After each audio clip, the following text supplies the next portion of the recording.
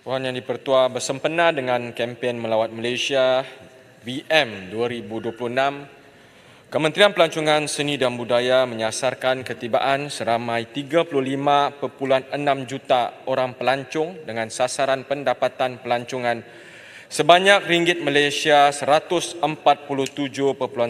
bilion bagi tahun 2026.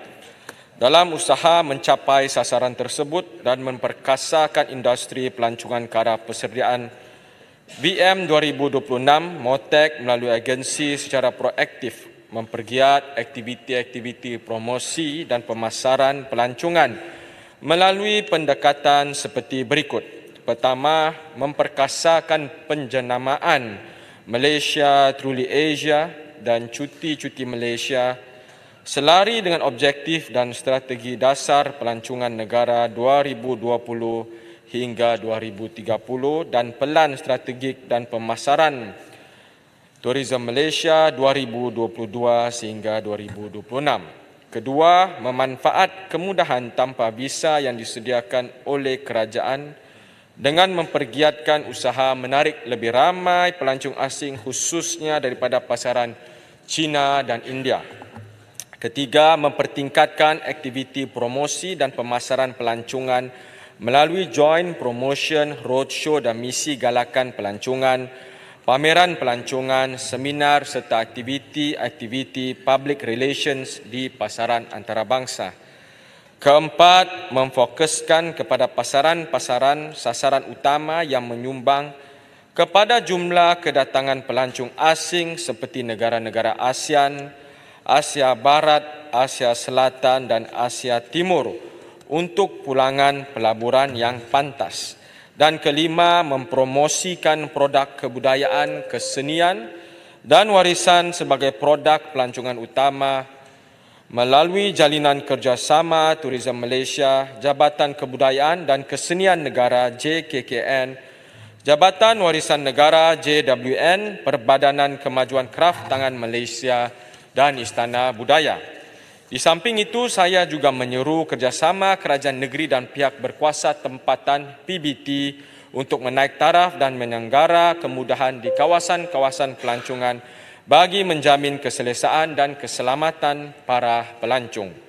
Ini termasuklah meningkatkan lagi aspek kebersihan dan keceriaan di bandar-bandar utama yang menjadi tumpuan para pelancong di seluruh negara. Sekian, terima kasih. Julau. Terima kasih, Timbalan Menteri. China menduduki tempat kedua di dunia untuk pelancongan dan sumbangan pelancongan kepada KDNK pada tahun 2022 dan pertama di dunia untuk pelancongan dan sumbangan pelancongan kepada pekerjaan. Bagaimanapun, dalam beberapa bulan kebelakangan ini, jumlah pelancong China ke luar negara telah menurun.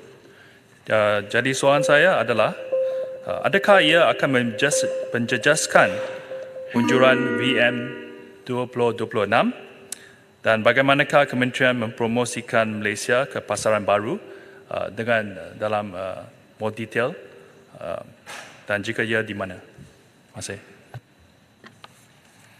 Terima kasih Yang Berhormat Julau. Soalan yang dilontarkan adalah berkenaan dengan sasaran terutamanya daripada pelancong negeri China sempena dengan visit Malaysia Year 2026.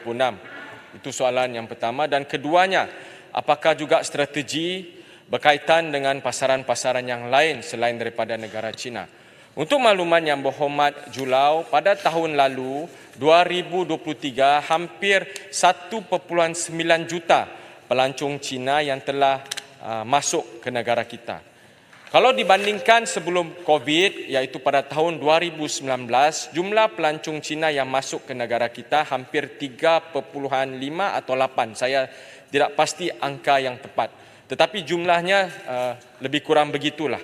Kita tahu untuk kita mendapatkan lebih ramai pelancong-pelancong Cina masuk ke negara kita, ianya memerlukan banyak strategi dan juga perancangan. Pertama adalah kemudasampaian ataupun konektiviti dari sudut penerbangan itu sendiri. Kedua juga bagaimana kita mahu memposisikan Malaysia di mata pelancong-pelancong negara China. Saya yakin dengan kerjasama ataupun pelan yang telah dirancang dengan rapi oleh menteri kita dan juga agensi kerajaan di bawah Kementerian MOTEK iaitu Tourism Malaysia, pastinya sasaran untuk kita mencapai ataupun market yang kita mau dapatkan daripada negara China sempena dengan BMY, tidak saya lihat ada satu rintangan yang besar. Sekian, terima kasih.